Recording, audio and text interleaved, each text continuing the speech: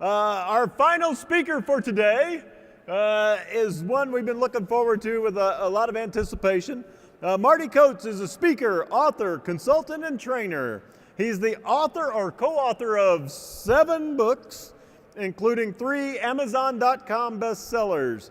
His book titles include Transform, which he co-authored with Brian Tracy, Think and Grow Rich Today, and his recent book series for the automobile industry, Race to the Finish.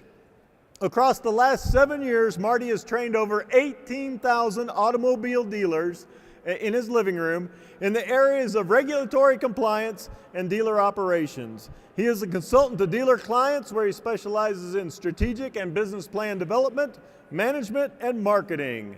Marty serves his state as a member of the South Carolina House of Representatives from 2000 to 2006.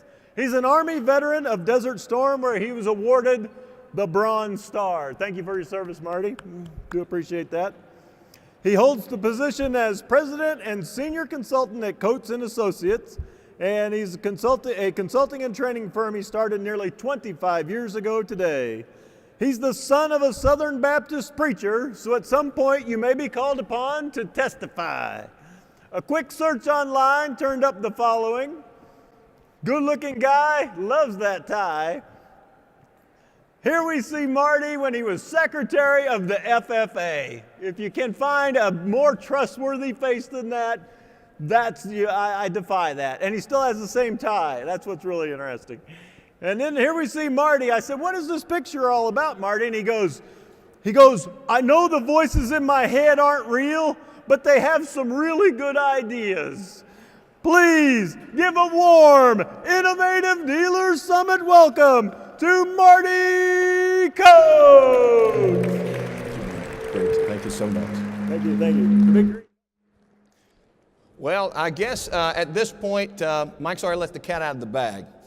I'm the son of a Southern Baptist preacher, so that's going to explain an awful lot about the next 20 minutes. My dad would be probably cased as a hellfire and brimstone preacher from a different era. He could do nothing in 20 minutes. And generally, I would suggest you that's probably one of my challenges as well. But I want us to take just a moment or two this afternoon to consider a couple of things in these 20 minutes. Before we do, let me just share this with you. I was going through some things at my father's home.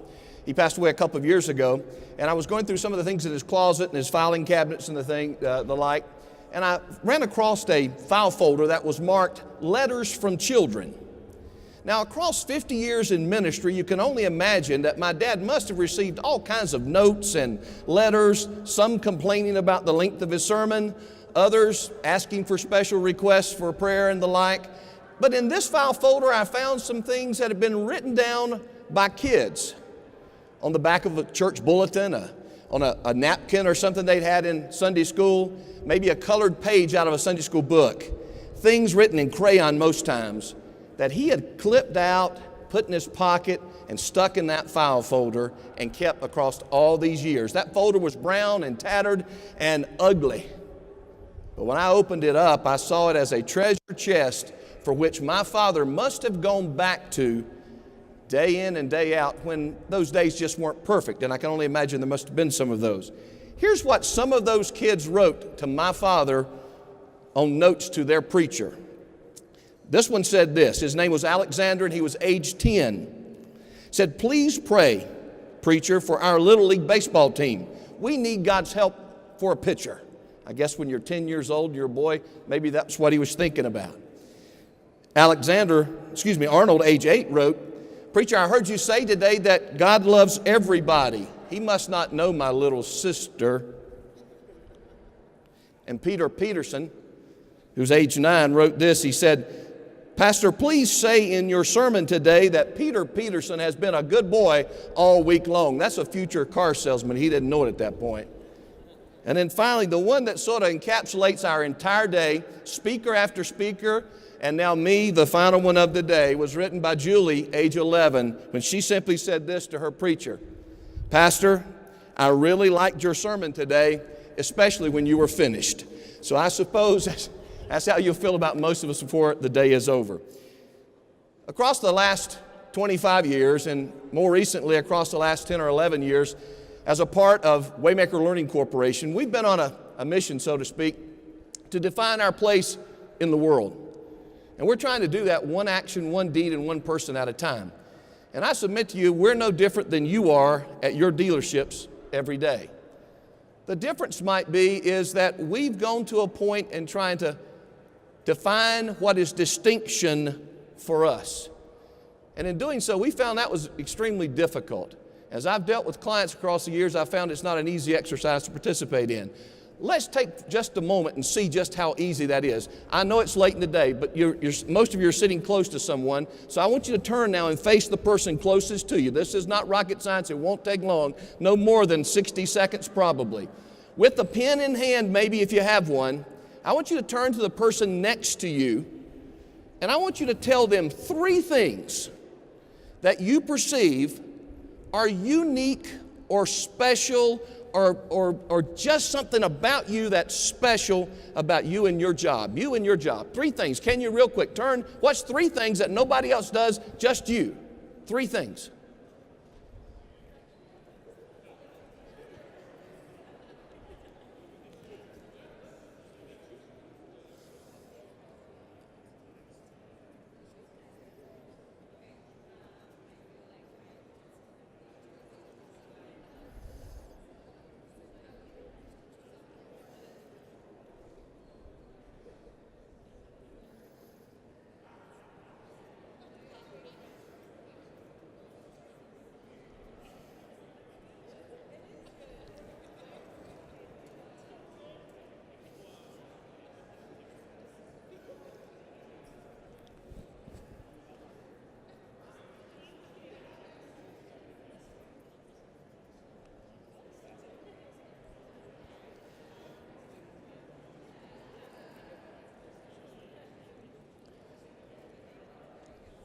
Okay, how hard was that?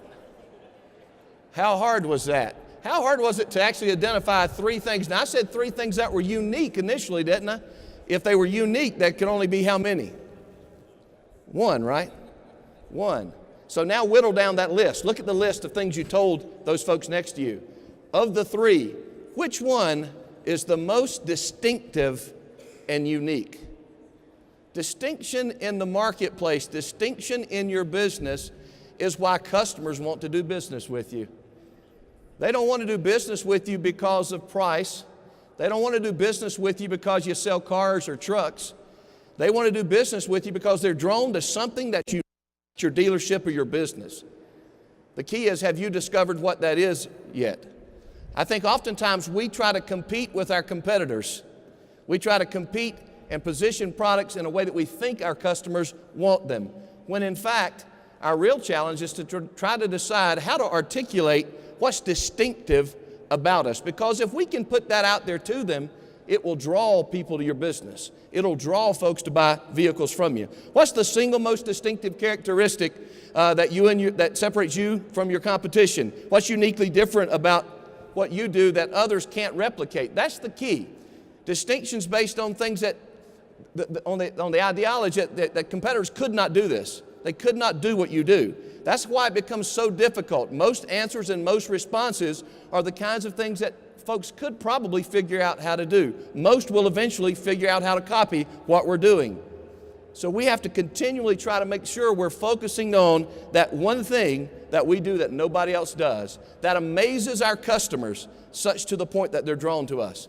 Obviously, I'm wearing a suit and tie. The picture, you're kind of found that picture that's out there on the FFA picture. Oh, to be so young again. And to have the hair I had back then would be nice as well. You can probably tell by the way I'm dressed and maybe even by the physical appearance that I'm not a millennial. No, is anybody surprised? I'm not in that group that everybody wants to talk about. I'm in another group. I'm in a group that struggles a little bit to find focus with where everybody else is going with their positioning of products, because we're positioning our products away from my group. My group's having difficulty finding you. My group, we were the group that actually went to your dealership on average 5.6 times to buy a car.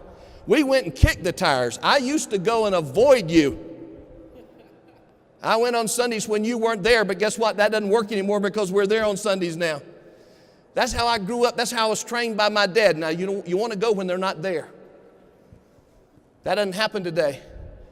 I'm no expert on these statistics, but what I do know is that 5.6 times is narrowed down to maybe 1 or less than 2 times on average that folks actually arrive at your dealership. And when they arrive at your dealership, what they've already done is all that market research that these folks have been talking about today, they've done their searches. And when they arrive on your dealership, what that customer is telling you is they've decided to buy from you. Did we catch that? They're not coming to tell you they want to look at another car. They're not really coming to search a car. They've done all that already.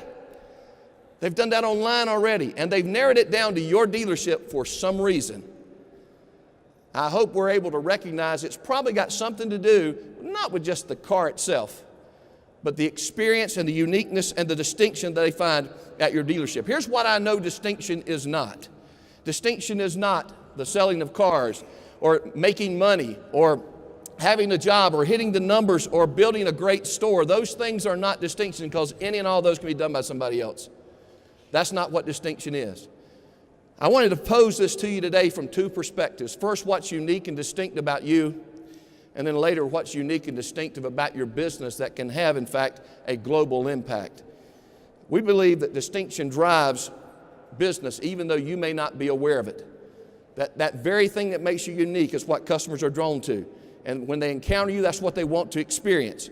Before all the things are done, where you've sold cars, you've built things, you've transformed lives through the work at your dealership, the very thing that we believe is that can make a difference in a large way is when you recognize how what you do actually makes a global impact. And we coined this as what we call DGI. Distinction expands and grows your business. We clearly understand that for your business to grow, when you identify what makes you distinct, the big thing that makes that propels that into action is when you understand why you do what you do. Not what you do and not what makes you unique, but why do you do that? Just sort of sitting back today listening to other speakers, I heard a reference that one of them made to the picture on the desk behind them. How many times have we tried to close with that one? Okay? What were we doing in that close? We were trying to establish the why. This is why it's important to who? To me that you buy this car. This is why it's important to me that you buy this car because little fellow on that credenza back there, it makes a difference to him. I want to shift that from why it makes a difference to that little fellow in the back to why it should make a difference to you. Make a difference to you. When we clearly understand why we do it,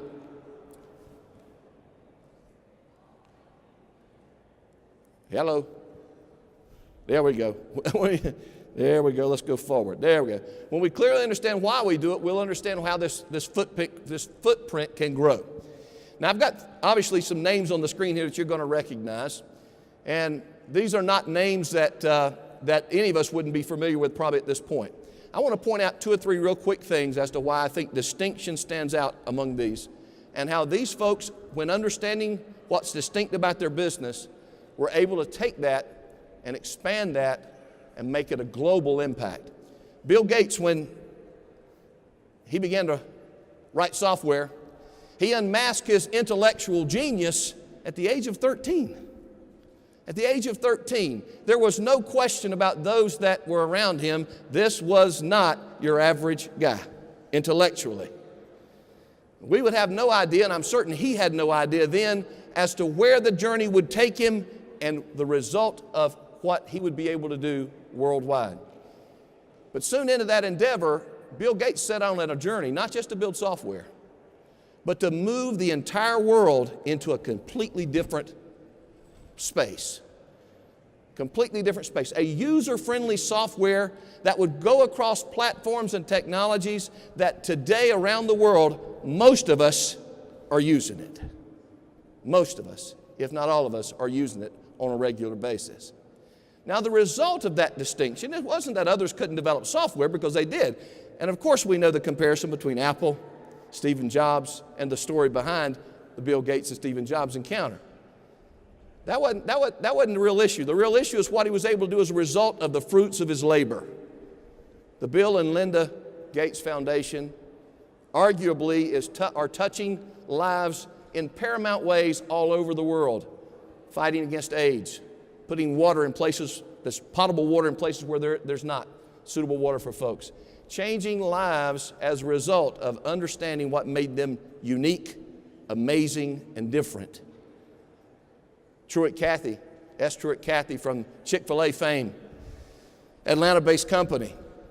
When he began to make that chicken sandwich, he was the only one that was putting that piece of meat inside bread in the same way that it's done today. He hadn't changed. The basis of Chick-fil-A hasn't changed. He's still making a great chicken sandwich.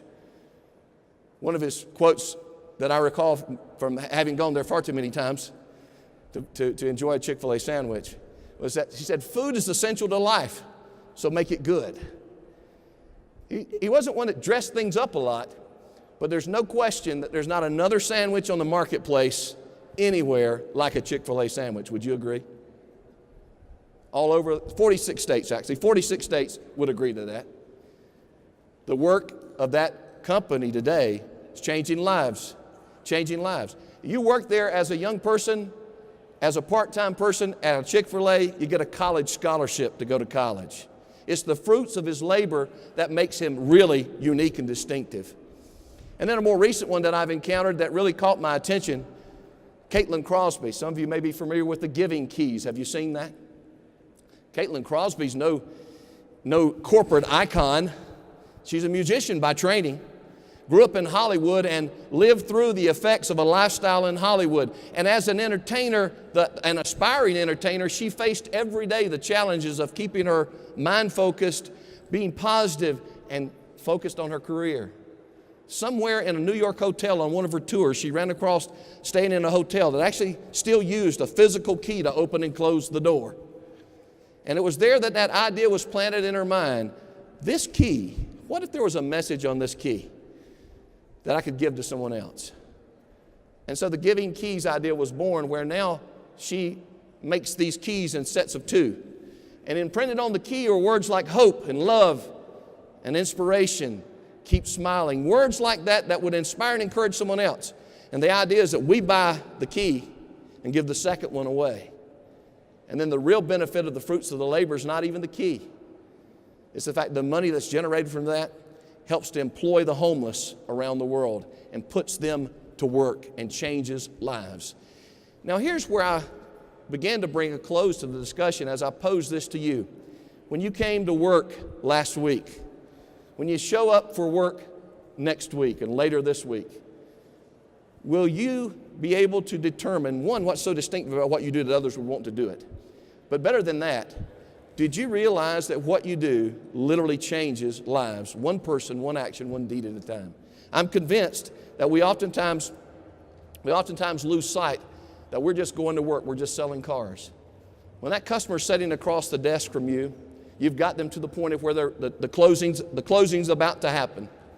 Where's the conversation going? Is it going to go toward the numbers on the paper, or is it going to go to how this is going to help that customer?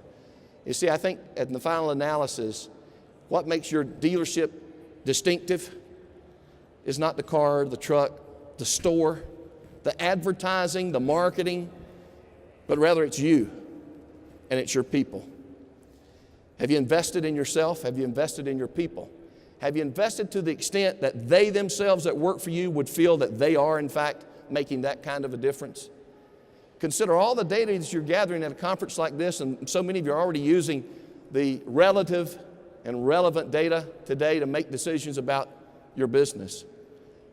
I would encourage you not to forget to come back to that one thing that distinguishes you most. And then how can you separate yourself from that? Let's go and close quickly about developing your distinctive global impact. Distinctive global impact. First, to do that, we've got to search and find what it is about us that is unique. And to do that, go back to that list of 3 that you made when we started. Go back real quick. Whether you made it mentally or you wrote it down, go back to that list of 3. Is there one on the list that now is better positioned to be your unique, distinctive characteristic and trait? You personally. About your dealership, is there one unique and distinctive trait there? There's 6 dealerships on the street where you are in your town. What makes them come to you versus coming to the others? Once you've done that, establish practices in your life that help to reflect your commitment to your distinction. Putting processes in place and practices in place that reflect that. Communicate Communicate clearly to those you work with and those you love about that which you think is distinctive to you. And then connect your distinction with your customers' wants and needs. When we can move our customers' wants and needs ahead of everything else, connect our distinction with their wants and needs, don't worry about the bottom line, it'll take care of itself. I've got an MBA. I understand the background of numbers. I can look with you and I can talk all day long numbers, but I can tell you what I've learned, that all that theory means naught. Means naught if I don't position my product, my service uniquely in such a way that my customers' wants and needs are met. And when I do that, all the other stuff seems to take care of itself. The economic downturns and all those things that we went through back in the late 2008, 2009, 2010, and beyond, those of us that survived that, we survived that not because of the ROI. We survived that because we were able to identify how to connect with our customers at that higher level. And then finally, find ways to give back. Find ways to give back the fruits of your labor. I'm happy to be on a mission on your behalf. Nearly 20,000 dealers across the last decade I've had a chance to interact with, engage, and train in some form or fashion. And I'm on a personal mission to dispel any notion that the general public might have about an industry like ours. When among the number one reasons why customers don't buy from us is because they don't like us, does that reflect that somebody has an opinion that's not favorable of our industry sometimes? You didn't do it and I didn't do it, but it's there in their mind. And with that there, I'm in a constant battle oftentimes with others saying, you don't know the people I know in the business. If you knew the people I knew in the business, you'd have a different opinion. You're basing it mostly off of a reputation of someone that's probably not even in business anymore. I know so many of you already give back. When you determine your distinctiveness at your dealership and your personal distinctiveness, it will generate for you opportunities to do more. And I think that's how we change the opinion of the world. And that's how we change the opinion of the marketplace. Good luck to you. Godspeed. Steve? Thank you, Marty. Thank you very much. Give it up one more time for Marty Coates. Incredible message and so clearly stated. What makes you unique? And the question is, how do you communicate that to the people? The people who know you know what makes you unique, and that's why they're attracted to you. How do you communicate to the people who don't know what makes you unique? And I think that's the challenge, is define it and figure out how to communicate it to the external customer, the prospect, the person who doesn't know how wonderful you are yet, or that you have that unique characteristic.